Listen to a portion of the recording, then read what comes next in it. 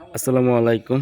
সবাই কেমন আছেন? আশা করি অনেক বেশি ভালো আছেন। আমি আছি হাবিব ওয়াহিদ আপনাদের মাঝে। আবার একটি নতুন ইন্টারেস্টিং ব্লগ ভিডিও নিয়ে আসলাম।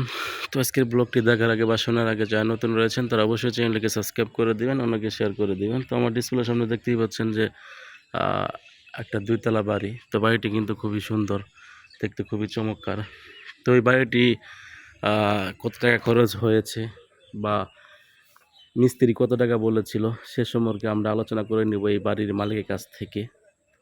তো যাতে আপনারাও এরকম বাড়ি তৈরি করতে চাইলে এরকম আইডিয়া নিতে পারেন। তো আমাদের ভিডিওর সাথেই থাকেন। আসসালামু আলাইকুম। আশা করি সবাই ভালো আছেন। তো আমার পিছনে আপনারা দেখতেই পারতেছেন একটি ২ তলা ফাউন্ডেশন বিল্ডিং। তো বিল্ডিং এর কাজ কিন্তু চলমান। তো বিল্ডিংটি করতে কি পরিমাণ টাকা খরচ হয়েছে আর কি পরিমাণ টাকা লাগতে পারে এটি আপনাদের মাঝে আমি তুলে ধরবো। তো আমি যদি একটু এই পাশে আপনাদের দেখাই তাহলে তো দেখতেই পারতেছেন এই জায়গায় কিন্তু বর্তমান কাজ প্রায় শেষের পথে। শুধু চারপাশে গাঁথনি করাটা বাদ আছে। ফ্লোরটা সহ কিন্তু সম্পূর্ণ হয়ে গেছে।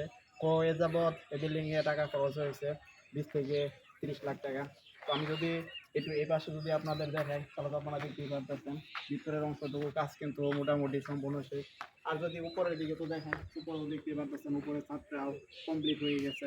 তো শুধু গাঁথনিটা করা বাদ আছে। তো সব কিছু মিলিয়েই বাড়িটা কমপ্লিট করতে প্রায় 70 থেকে 80 লাখ টাকা খরচ হতে পারে। তো আপনারা চাইলে খুব সহজে কিন্তু এই বাজেটের ভিতরে কিন্তু এই ডিজাইনের বাড়িটি করতে পারেন।